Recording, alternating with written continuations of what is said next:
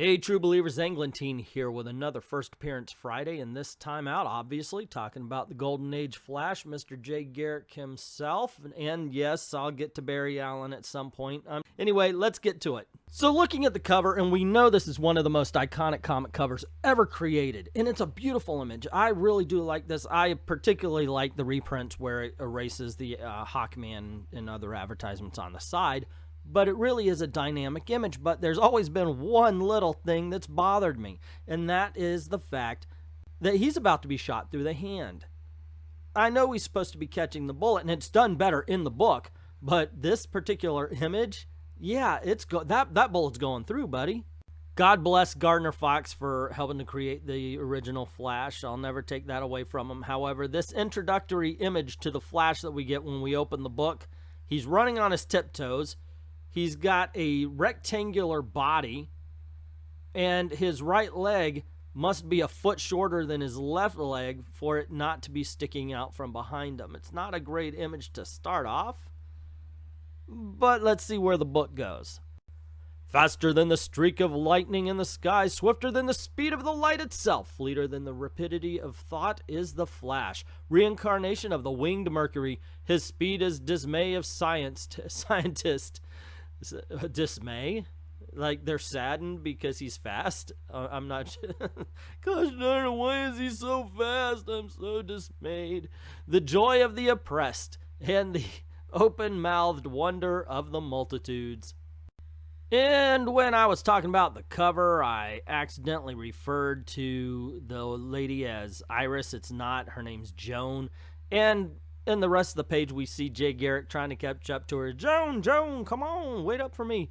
And he says, hey, how about your victory dance date with me? And she says, nah, you're just a scrub on the football team, which means he's not really good at it, doesn't practice and such like that. And he goes, wait, you won't go out with me because I'm a football scrub? And she says, nah, it's because somebody with your build and brains could be a star. You're just an old washwoman. You won't put your mind on football. Now, if I were him, it'd be like red flag. She just wants a football player. Go the other direction. She really seems like a woman whose reputation will be made in the locker room. On the next page, we see Jay Garrick vowing that he'll get better at football so he can win Joan over. Unfortunately, he can't. He is a scrub, as it says. But we get back to the lab. But in the research laboratory, the football dub is a brilliant student. Jay, you've studied the gases emanating from hard water for 3 years. This new experiment, I know what it means, Professor. I'll separate the elements. Long into the night, the experiment goes on, as we see Jay say, 3:30, I need a smoke.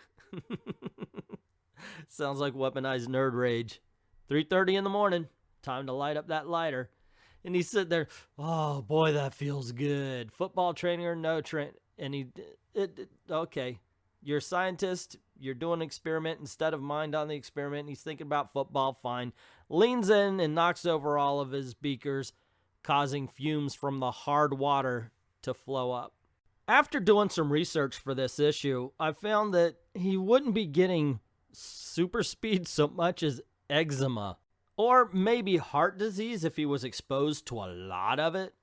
But yeah, I don't think super speed is on the menu for hard water exposure. But since comics are weird and Golden Age comics are even weirder, let's continue. Oh, that gas, it's powerful stuff. Overcome by the fumes, Jay lurches forward. It's too much for me. All night long, Jay inhales the deadly fumes of the gas elements of hard water in the early dawn. Professor Hughes becomes curious.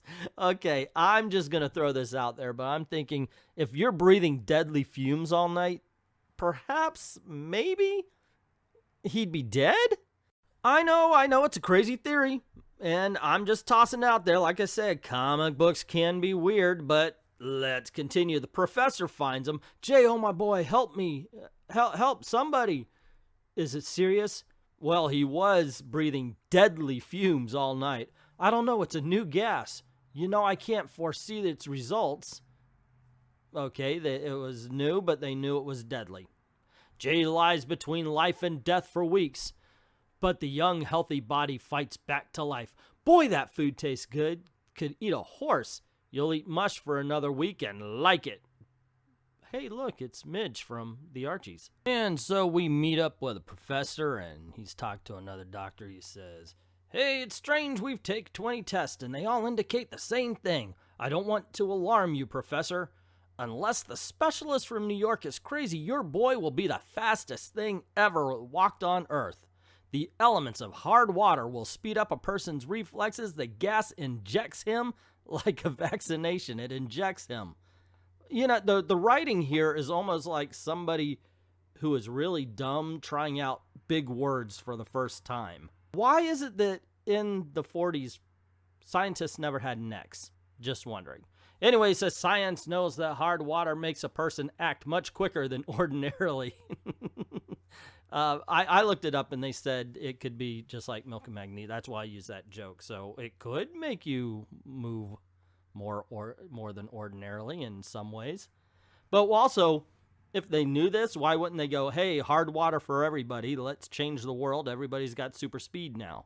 So Barry sees Joan getting on a bus, wants to catch up, and rushes down the stairs, and he finds out he's got the super speed, and the first words we hear out of his mouth as the Flash are, "We cannot travel." Now, if you're traveling at super speed for the first time, you didn't know you could do it, I think it'd be more like, oh crap, or, you know, something like that. Like, holy shit, I can't believe this. Not, we can I travel. You would, I think there would be a little bit of surprise there. Not a, woohoo, I know this is going on.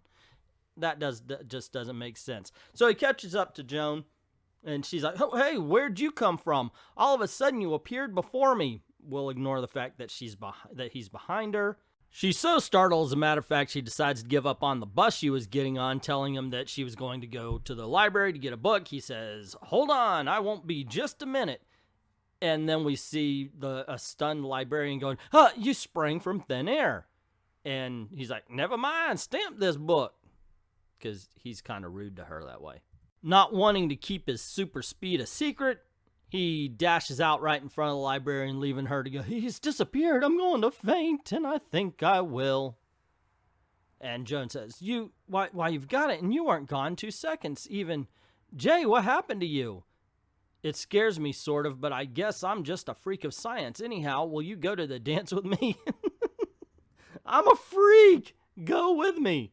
And she says, I will, Jay, if you consent to playing the state game. I'm telling you, Jay, run away. She's got a type. All right. You can't be a football player your entire life, Jay. That's all I'm saying. That's it. So he does agree to go and play in the state game. But being known as Leadfoot Jay isn't helping him, so he's sitting on the bench when we see the team pulling off an injured player. The coach says, Bill Tyron's hurt, Jay. Get in there. We have nobody else. Leadfoot, apparently one person in the crowd, or two people, is Leadfoot Garrett, Kevin, help us. It's 30-0 against us now. It'll be 90-0. And, of course, he's saying, okay, well, now I'm going to show everybody. And he looks kind of either sleepy or drunk in the bottom two panels here. Where, to tell you the truth, if you knew what was coming, he'd be immediately searched for performance-enhancing drugs.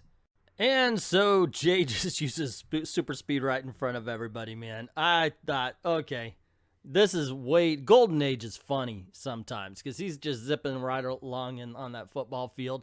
And it's the same dialogue from the hospital. I ain't playing no ghost. It's a hurricane. I can't even see him. Yeah, it's the same stuff from it's really lazy writing.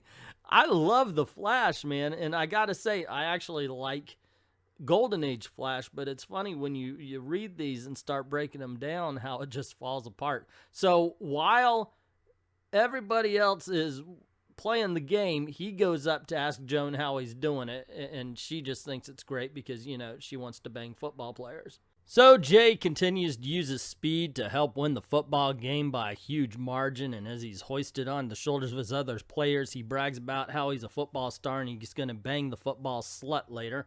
And the next panel just shows them graduating. Joan telling Jay what she's planning to do after college says, I'm going to help my dad in his atomic bombarder scientific researches. So his dad, her dad, who looks like he's dressed in military garb, is studying how to bombard things with atomic things.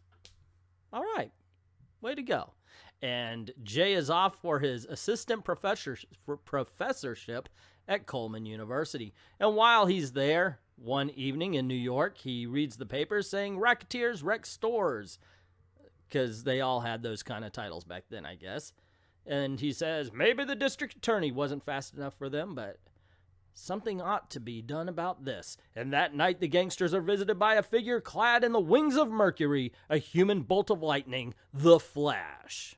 For such a buildup, they have the criminals stopped off camera. As a matter of fact, all the racketeers, we see them next saying, well, that's the last bit of this. I'm not going to do this no more. He took the boss and coughed up all the dough, and I'm going to be selling papers, yada, yada, blah, blah, blah. This makes Jay Garrick feel good about himself, and he decides, hey, I'm going to use my powers for good and stop crime. But the next day, he decides to take a little exercise by playing tennis with himself, which Joan and the professor sees him, and the professor says, he goes so fast I can't see him, and Joan says there's only one person who can do that, Jay Garrick. Joan Williams, it's great to see you again. What have you been doing? Jay, something terrible has happened. I thought you could help. Daddy's been kidnapped. And at that point, a car boat moves up and Jay pulls Joan out of the way to protect her. And here we get the cover image. However, in the comic book, Jay Garrick's not wearing the Flash outfit. He's firing at Joan, and the bullet is fired, but the Flash leaps into instant action. Attuning himself to the speed of the bullet to avoid injury, he lurches forward. Now, little one, where are you going? The tremendous speed of the Flash's reactions matches the speed of the bullet, and he catches it in flight. Whoa there. And as you can see right here, with just a change of the direction the bullet's coming from, and the tilt of his hand shows that he's actually going to catch it. This is a lot different than the hand going, the bullet going through his hand, which we see on the cover. So next scene, we see Jay's actually bouncing the bullet up in his hand. I'll be up tonight. You can tell me all about it. I think you're marvelous. I know you can help me. Amazing, amazing, but I still don't believe it. And in another part of town, gentlemen, Joan Williams is dead. Next, we see three guys we have not yet met, and they're talking about basically how bad and evil they are. I seer Satan, because bad Mickety bad guy was already taken. I don't understand that name at all. Say that Williams will now tell us his secret base of the atomic bombarder. And I, Sergei Orlov, surgeon extraordinaire, will give his daughter life if he tells. So the plan is kill the daughter, and if he does what you want, bring her back to life. Not a good plan. So they go to the professor, where apparently he was in a room of mirrors, and the torture he's going through is having to see his reflection. These mirrors are stealing my mind. But you devil, I'll not tell. Not even for Joan's life. She wouldn't want me to. I might act like that bothered me also, so they don't actually put me in a real torture room. Oh my gosh, I've been looking at myself all day. I'm so crazy now. The bad guys are talking about their plans, and we're shown, not really introduced to, another character. We must find the secret of the atomic bombarder. We can sell it to several foreign nations for a cool $1,000,000 each. It's a marvelous war weapon, this new guy says, but Williams will not talk. Okay, I guess he's got an accent of some sorts. But yeah, we haven't seen that guy before. All of a sudden he's here. Where's the white-haired dude? Allow me to visit the girl's home as an undertaker. I shall bring the body back here. The shock of seeing his daughter dead might make him talk. So they keep the dead bodies at the house until it's time to bury, I guess. I don't know, 1940s. Wasn't there. Not that old. Next, we see Duriel trying to find Joan's body, dead body, as it were. He asks Jay Garrick on the road, do you know the dead girl? What, dead? Oh, you mean Miss Williams? Yeah, she had an accident today, did she not? Now, how does he know that unless he knows who shot at her? This is very interesting. And Joan steps out and he realizes, oh my gosh, she's still alive. And he drives off. As he drives off, Joan tells Jay, hey, he must be one of the Faultless Four. And inside the apartment, Joan decides she's going to tell everybody what they need to know and starts talking about the Faultless Four. 3 months ago, Daddy received a card signed the Faultless Four asking for his secret bombarder. He wouldn't tell them the elements, so they kidnapped him. They have great power, and all of them are brilliant scientists. They probably have your father a prisoner. This looks like the work for the Flash. Adieu, my dear. Jay, he's gone again, but maybe he'll find Daddy. And once again, the Flash is on his way with the speed of light. If I just increase my speed, I may find my Undertaker friend before he gets home. There's the car now, turning into that apartment courtyard. So Jay decides to hide so he can hear their evil plan. The bad guys talk about how they need to kill Joan since they bungled it the first time, and the Flash steps in and says, well, that might not be such a good idea. And the new bad guy decides to shoot at him. We never got a name for him. Where we see the Flash, in the pose that he was in on the cover, catch the bullet again. Now, how does the Flash stop a bullet in flight without suffering injury to himself? Explanation: his process of thought and action due to his inhalation of the hard water gases have been so quickened that he has the speed of light itself, and as a result, he can easily match the speed of a bullet. When two bodies travel along together at equal speed, even though they meet, there is absolutely no friction, and therefore, no injury. Well, finally, the writer gets through an explanation without sounding stupid. Good for you. We're going to put this on the fridge. Jay shows the amazed villains the bullet he plucked out of the air, and then runs away to go get Joan's father. Jay Garrick opens up the door to see the professor, who is either really sick and tired of looking at himself, or he's trying to have sex with himself. I can't really tell by the look on his face. Jay says, jump up here, puts him on his shoulders, and they run off. So Joan and her father reunite, but Jay Garrick can't stand around. He has to go find out the plans of the Faultless Four. So the Flash listens in to their evil deeds and their plans. Then it's all set for the morning at Coney Island Beach. Right, the scare will throw people into a panic and we will get Joan and her father while the police are looking for us at Coney Island. And the Flash thinks, if I let them go through with it, secure in the belief all works smoothly, I'll get them in the act of murder. Okay, let's get them in the attempt, okay? Not the act. Just attempting to murder. Please don't wait for them to actually kill somebody before you step in. The next day at crowded Coney Island Beach, it starts. The attack from the sky. This'll get enough police here so that our attack on Joan and her father will go off like clockwork. Oh, they're more interested in killing a whole bunch of people on a beach. So he's firing the bullets into the crowd, which, by the way, at this point, because the Flash is taking time to undress, there's some dead people already. At the very least, show some speed lines around the Flash as he's getting undressed. Let us think that he's going faster than normal. But, of course, I'm wrong, and we see that the Flash is going around catching all the bullets coming down from the sky. The Flash, I must warn the others! And the guy flies away. In and out of traffic slips the Flash. And Flash zooms through the cars. I thought I saw something then. It's a sudden wind. Have you noticed how many people have mentioned the wind in this book? I'll slow up and let them see me. The game's up. It's the Flash. Get in. Drive to the apartment. He grabs onto Joan. Are you all right, Joan? Yes, Daddy and I are safe. This time, no mercy. What a dramatic line, only to see them standing around in a room in the next panel, as Sir Satan, or whatever his name was, skips out behind them. And just like every other bad guy's lair in every other Golden Age comic book, the floor was wired with electricity. And Sir Satan says, I've killed the Flash. I've electrocuted him. The room is wired to kill. I've killed them all. And so the Flash stands behind him. Didn't you see me slip out of the room with you? You can't escape me. You would think he would feel he's the only person that doesn't feel the wind. In my new car. I must get away from you. How is he even capable of reaching the car? The Flash should have beat him down like with the first step. But nope, the next panel. But even the speed of the car is not, it just says, but even the speed car is not fast enough. Okay. You shall also die, even as Duriel, Orloff, and Smith. Satan's mind cracks under the terrific say, I must get away. And he decides the way to get away is to drive off a cliff. Can't take a bad guy to jail in the Golden Age, I guess. The Flash is already at the bottom of the ravine. I'm on hand just to see your finish, Sir Satan. Thus ends the threat of the Faultless Four. And then back home, all is good, all is well. The Major General and Joan Allen here is standing around having a drink. Yes, the Flash person is the most marvelous fellow. He saved my life and broke up the four. Do you know him, Joan? Most interesting.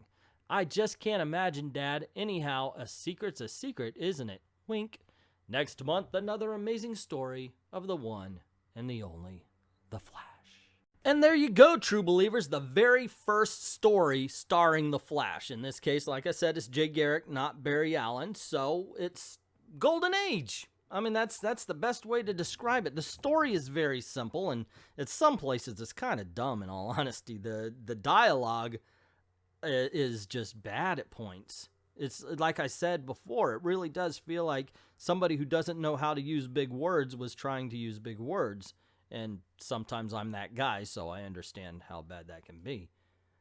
The art is okay. I mean, it's like great panels and the poses, but most of the people are just like rectangles with heads on them. And I got to admit, when I wasn't really digging into this, I enjoyed it. But when I was going panel to panel looking at things, it kind of fell apart. I don't know. It's fun, but dumb.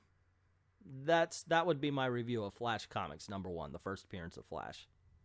But that's just my opinion. What is yours? What did you think of the first appearance of Jay Garrick as the Flash? Did you like it? Did you hate it? Or like me, did you think it was fun but dumb? Let me know in the comments below. Also, if you like this video, I'd like to hear about it. Please, by all means, that's how we could tell videos are successful. Clicks and comments. So just put it down in the comment below, whatever you think. Click like, share, subscribe. Hit that notification if you haven't already. That's the part that YouTube actually pays attention to. Also, if you don't mind helping out the channel, go on over to Patreon and or Ko-Fi. Drop $1 in the till.